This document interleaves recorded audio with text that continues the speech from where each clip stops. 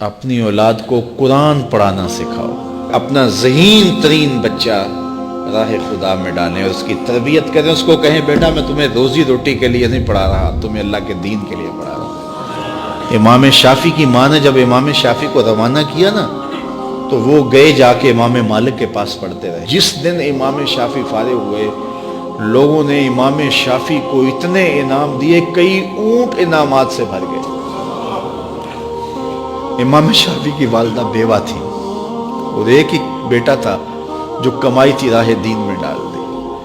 تو جس دن امام شافعی کئی سالوں کے بعد واپس آئے تو آپ کی خالہ اور آپ کی ماں امام شافعی کو لینے کے لیے مکہ سے باہر، شہر سے باہر آئیں تو ایک قطار اونٹوں کی نظر آئی. تو امام شافعی کی ماں نے دیکھا کہ یہ اونٹوں کی قطار کیسی ہے، تو کسی نے کہا یہ تیرا بیٹا آ رہا ہے اور اس کو اتنا مال و انعام دیا گیا ہے کہ وہ مالا مال ہو گئے. امام شافعی کہتے ہیں جب میں آیا تو میری ماں ایک ریت کے ٹیلے پہ بیٹھی تھی.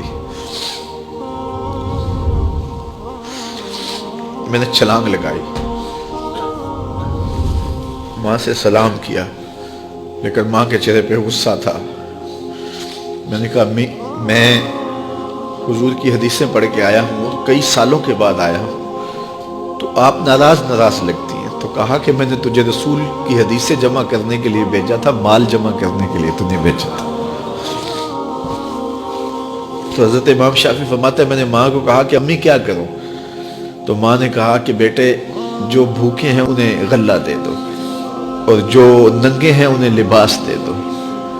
تو امام شافعی نے صرف چند درہم جیب میں رکھے، باقی وہاں کھڑے کھڑے سب راہ خدا میں خیرات کر دیا.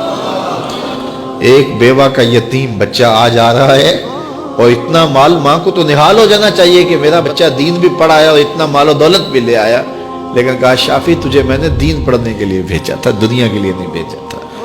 تو جب مائیں ایسی ہوں تو پھر بیٹے امام شافعی ہی بنتے ہیں. تو اپنی اولاد کے سینے کے اندر دنیا کی جو رغبت پیدا ہو جاتی ہے اس کو نکالنے کی کوشش کریں.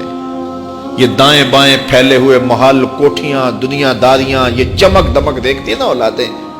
تو میں نے دیکھا مدارس دینیہ میں پڑھنے والے علماء کے بیٹے، پیران عظام کے بیٹے، وہ بھی دنیا کی چمک کے پیچھے دوڑتے ہیں. اور میاں تم کیوں دوڑتے ہو؟ تمہارا سب سے بڑا سرمایہ محمد عربی کا دین ہے. یہ کیوں دیکھیں دنیا کو؟ کیا ہوتی ہے دنیا کی چمک؟ ہماری تو ساری عزت حضور ہے.